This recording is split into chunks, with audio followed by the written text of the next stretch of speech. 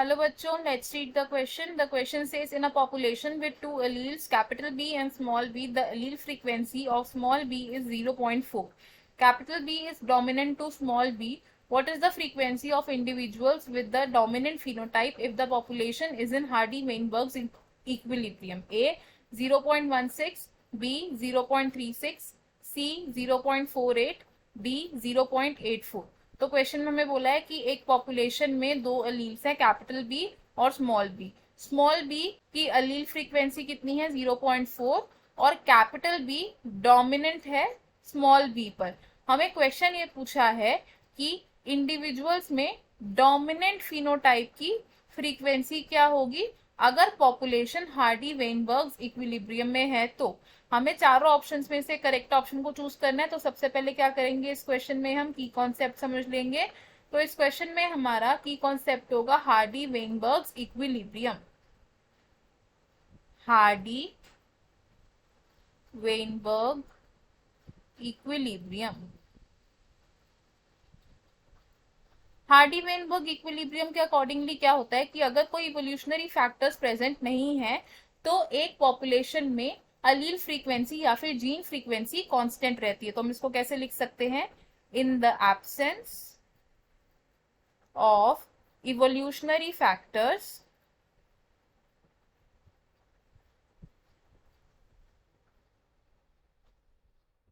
The allele frequency या फिर gene frequency in a population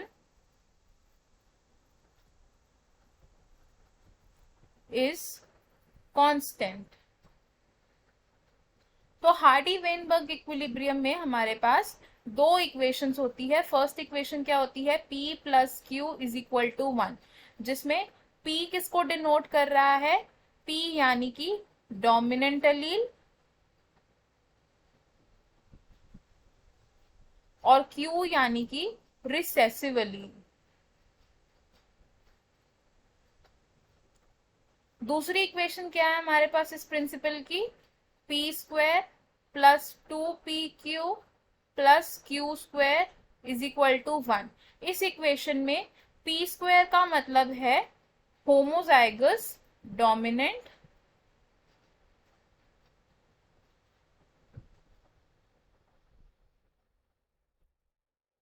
PQ का मतलब है हेट्रोजाइगस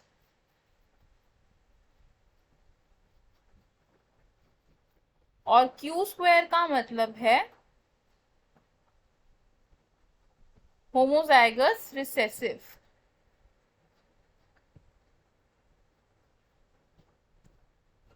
हमें क्वेश्चन में बोला है कि जो स्मॉल बी है वो क्या है? रिसेसिव है और कैपिटल बी क्या है? डोमिनेंट है. तो हमें गिवन क्या है इस क्वेश्चन में? हमें गिवन है रिसेसिव अलील की फ्रीक्वेंसी. रिसेसिव अलील की फ्रीक्वेंसी कितनी है? 0.4. रिसेसिव अलील की फ्रीक्वेंसी यानी कि Q. और हमें इसमें फाइंड क्या करना है?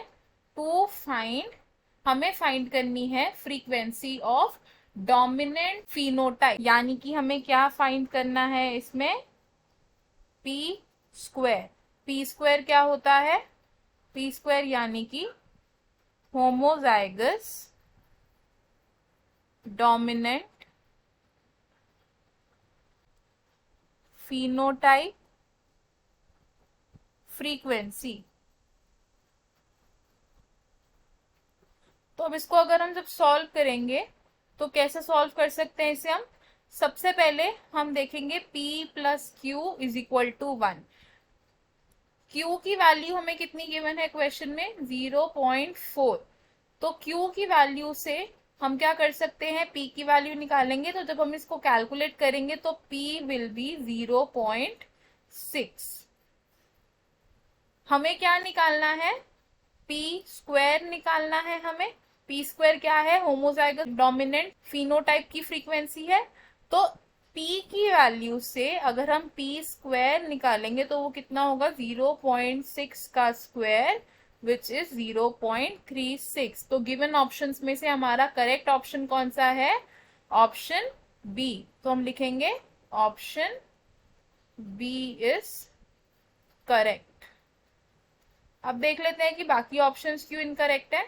ऑप्शन ए सेज 0.16, तो 0.16 फ्रीक्वेंसी नहीं है डोमिनेंट फिनोटाइप की, इस वजह से ये ऑप्शन रॉन्ग हो जाएगा।